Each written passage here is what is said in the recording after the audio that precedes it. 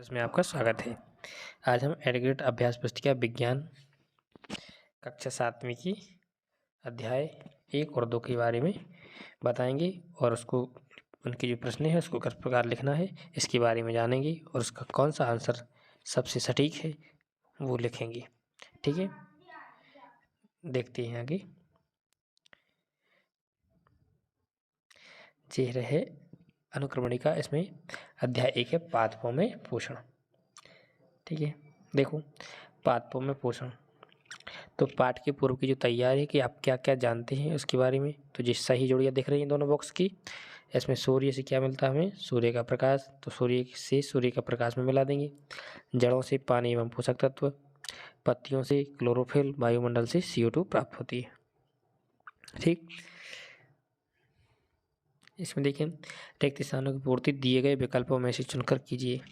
ठीक, अब भोजन के घटक कार्बोहाइड्रेट, वसा, प्रोटीन, विटामिन और खनिज लवण है। इसमें क्या लिखा है, खनिज लवण इसका सही आंसर हो जाए। पादप जल, क्लोरोफिल, कार्बन डाइऑक्साइड एवं सूर्य की प्रकाश की सहायता से अपना भोजन स्वयं बनाते हैं। तो दूसरे का जो खाली स्थान उसका सही उत्तर क्या है, कार्बन डाइऑक्साइड। पादपों में हरे रंग का वर्णक क्लोरोफिल पाया जाता है जो प्रकाश संश्लेषण में सहायता करता है। तीसरे का सही उत्तर क्या हुआ, क्लोरोफिल। घटपर्णी एक कीटभक्षी पौधा है। ठीक है, तो चौथे का सही उत्तर क्या है, कीटभक्षी। सहजीवी अपना आवास एवं पोषक तत्व एक दूसरे के साथ बांटते हैं। ठीक है, तो 5वें का सही उत्तर क्या हुआ, पोषक। ठीक है, अगला प्रश्न देखिए, निम्नलिखित विकल्पों में से सही विकल्प चुनकर लिखिए। पौधे एवं सजीवों में भोजन ग्रहण करने एवं उसके उपयोग की विधि को कहते हैं पोषण। ठीक है, सही उत्तर क्या हुआ, पोषण। पत्तियों की सतह पर पाए जाने वाले सूक्ष्म छिद्र जो गैसों का आदान प्रदान करते हैं क्या कहलाते हैं, रंध्र या स्टोमेटा। तो दूसरे का सही उत्तर क्या हुआ, रंध्र या स्टोमेटा।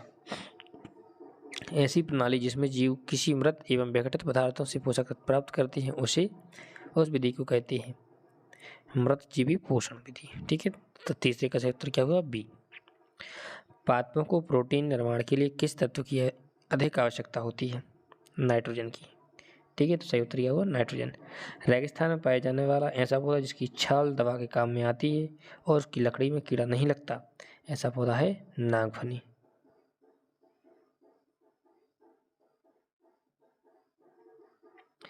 ऐसा पौधा जिसकी पत्तियां घड़े के आकार में बदल जाती हैं तो छोटे छोटे कीड़े मकोड़ों का शिकार करती हैं, पिनेफेंथस या घटपणी। ठीक है, अगले प्रश्न पर आए। प्रश्न नंबर 7 देखें। मैं एक पाइप जैसी रचना हूँ और विशेष कोशिकाओं से बनी हूँ। मेरा मुख्य कार्य पादपों में मृदा से जल और पोषक तत्वों का परिवहन करना है। बताओ मैं कौन हूँ। तो ये पूछ रहा है कि मैं कौन हूँ, तो इसका सही उत्तर है जाइलम। वे पेड़ पौधे जो अपना भोजन स्वयं बनाते हैं उनमें क्लोरोफिल पाया जाता है। निम्नलिखित में से क्लोरोफिल युक्त पौधा, लाइकेन। ठीक है,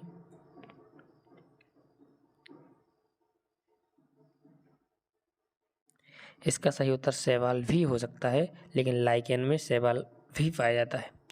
यहाँ अकेला शैवाल है लेकिन लाइकेन में दोनों चीज़ें होती हैं, शैवाल और कवक। पोषण किसे कहते हैं, भोजन के प्रमुख घटकों के नाम लिखिए। तो जीवों द्वारा भोजन प्राप्त करना तथा उसे जैव प्रक्रियाओं में उपयोग करना पोषण कहलाता है। इसके प्रमुख घटक हैं प्रोटीन, वसा, कार्बोहाइड्रेट, खनिज आदि। पौधे के किस भाग को पौधों की खाद्य फैक्ट्रियाँ कहा जाता है और क्यों। तो पौधों की पत्तियों को पौधों की खाद्य फैक्ट्री की कहा जाता है क्योंकि ये भोजन का निर्माण करती हैं। ठीक है, अगला प्रश्न देखिए, तीसरा। मरुस्थलीय पादपों में पत्तियां सल्क और सूल रूप में रूपांतरित हो जाती हैं, क्यों। तो मरुस्थलीय पादपों की पत्तियां पानी की बचत करने के लिए कांटों अर्थात सूल में रूपांतरित हो जाती हैं। ठीक है, चौथा प्रश्न देखिए। क्या हरी पत्तियों के अतिरिक्त अन्य वर्ण रंग की पत्तियों भी प्रकाश संश्लेषण की क्रिया करती हैं। तो ऐसा कोई भी वर्ण नहीं है जो प्रकाश संश्लेषण की क्रिया करता हो, केवल हरी पत्तियां करती हैं, इसलिए इसका सही उत्तर होगा नहीं। हरी पत्तियों के अतिरिक्त कोई भी रंग की पत्ती प्रकाश संश्लेषण की क्रिया नहीं करती। अगला प्रश्न देखिए। जड़ द्वारा अवशोषित जल एवं खनिज पत्ती तक किस प्रकार पहुँचते हैं। जड़ द्वारा अवशोषित जल एवं खनिज पत्ती तक जाइलम ऊतकों की सहायता से पहुँचती है। इस 5वें का सही उत्तर ये लिखा है। फिर लघुत्तरीय प्रश्न आ जाए। लघुत्तरीय प्रश्न में प्रश्न नंबर 6, ठीक है। इसमें बताना है कि स्वपोषी तथा विषमपोषी को परिभाषित करना है अपन को, ठीक है। तो स्वपोषी पहले में क्या लिखा अपन, स्वपोषी पर डैश करके लिखें।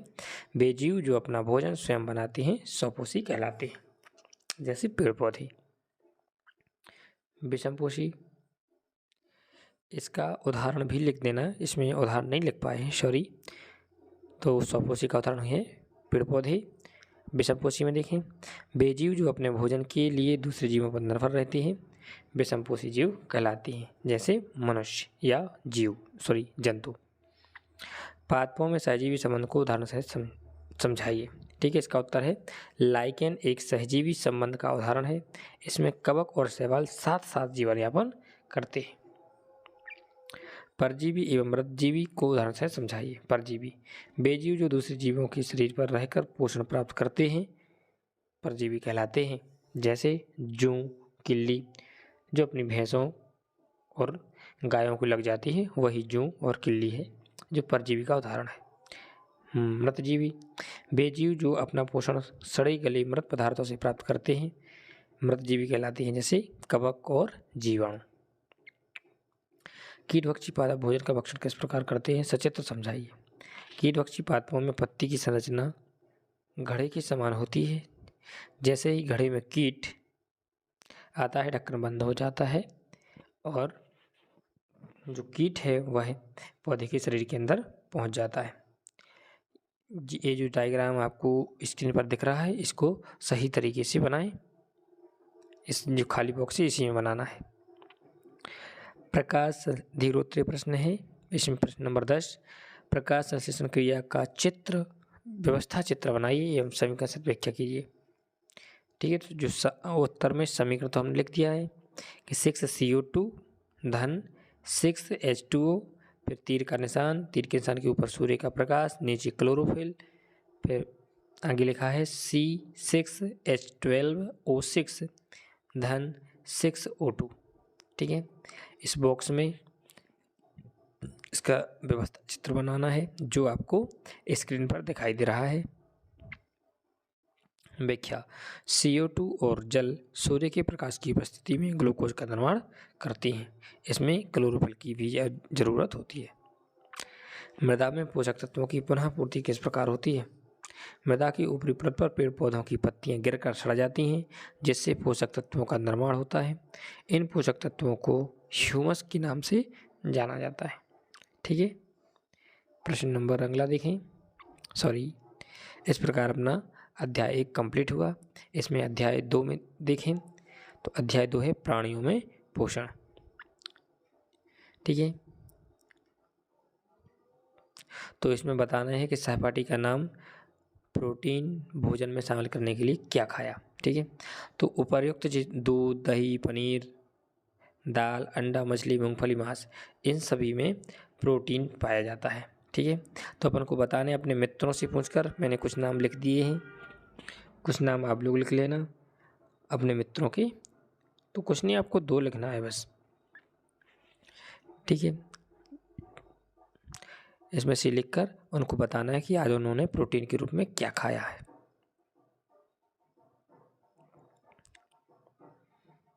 ठीक है। अब रिक्त स्थानों की पूर्ति दिए गए विकल्पों में से चुनकर कीजिए। अब रिक्त स्थान की पूर्ति करना है तो इसमें नंबर 1 देखें, जटिल खाद्य पदार्थों का सरल खाद्य पदार्थों में विघटन पाचन कहलाता है, ठीक है। जब जटिल के पदार्थ छोटे पदार्थों में टूटें तो उनका विघटन है वो कहलाता है पाचन, ठीक है। दूसरा है खाली स्थान, कैल्शियम कार्बोनेट के कठोर कवच वाले जंतु का आहार करती हैं। तो जो स्टारफिश है वह कैल्शियम कार्बोनेट के कठोर कवच वाले जंतुओं का आहार करती है। कौन?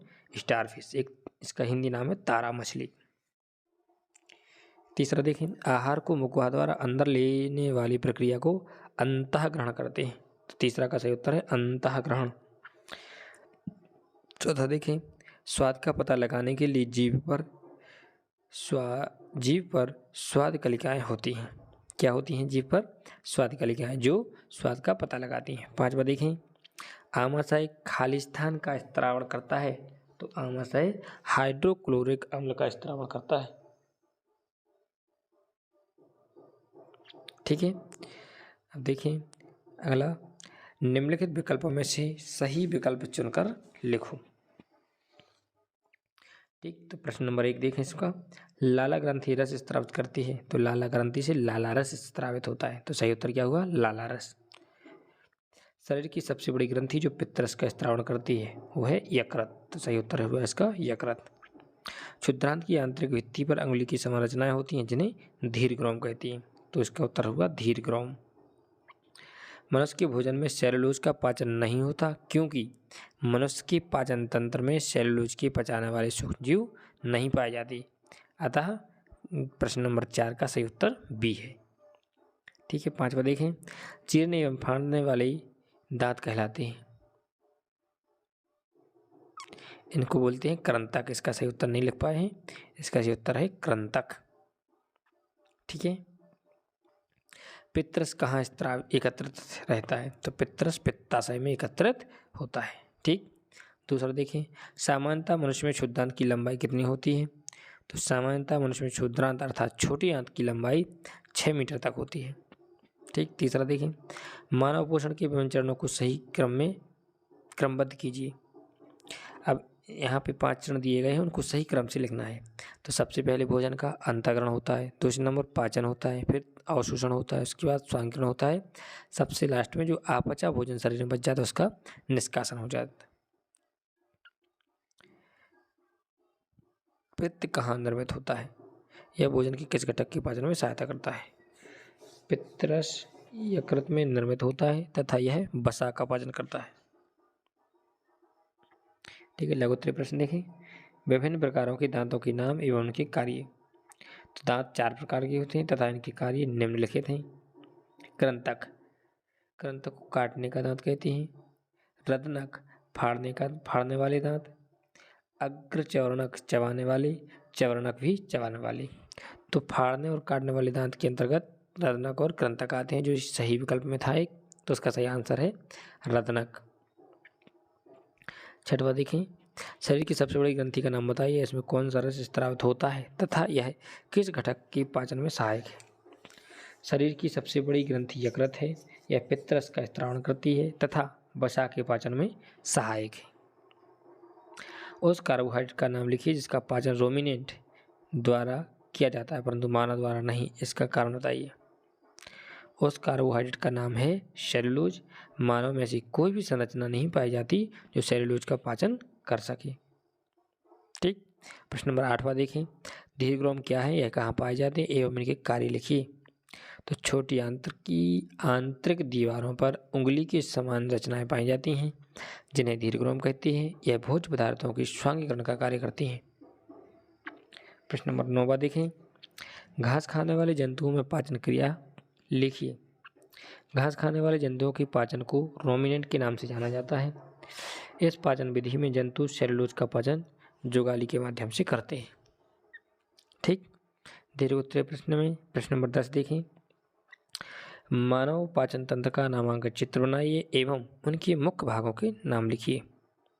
तो मानव पाचन तंत्र के प्रमुख भाग अग्रलिखित हैं। देखिए, ये आपको चित्र बनाना है, इसके नाम हमने बाजू में लिख दिए हैं। देखिए, सबसे ऊपर होती है मुख गुहा, उसके नीचे आहार नाल, उसके नीचे आमाशय, फिर छोटी आंत, बड़ी आंत, सबसे लास्ट में है रेक्टम।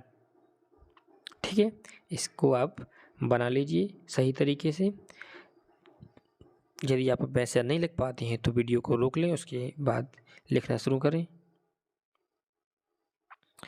अमीबा में भोजन एवं पाचन को चित्र बनाकर लिखिए। तो अमीबा कुछ सूक्ष्म जीवों का आहार करता है, जब इसे भोजन का आभास होता है तो यह खाद्य कण की चारों ओर पादाप विकसित करके उसे निगल लेता है। इस जो खाली बॉक्स बना है इसमें स्क्रीन पर जो चित्र दिखा गया है उसको सही तरीके से बनाएं। निम्न पाचन संबंधित क्रियाओं को संक्षेप में लिखिए। तो अंतःग्रहण, पाचन का यह प्रथम चरण है, इसमें भोजन को शरीर के अंदर लिया जाता है अर्थात खाया जाता है। ठीक है, दूसरा है स्वांगीकरण, पाचन की इस चरण में पचे हुए भोजन का अवशोषण होता है जिसे हम स्वांगीकरण कहते हैं। ठीक है, प्रोजेक्ट हैं, इन प्रोजेक्टों के बारे में हम बाद में आपको बताएंगे अलग से एक वीडियो बना के। ठीक है, धन्यवाद। इस प्रकार की और वीडियो प्राप्त करने के लिए हमारे चैनल को सब्सक्राइब ज़रूर करें और पास वाली बेल आइकन को ज़रूर दबाएं, जिससे आगे आने वाली वीडियो आपको समय पर प्राप्त होती रहे। धन्यवाद।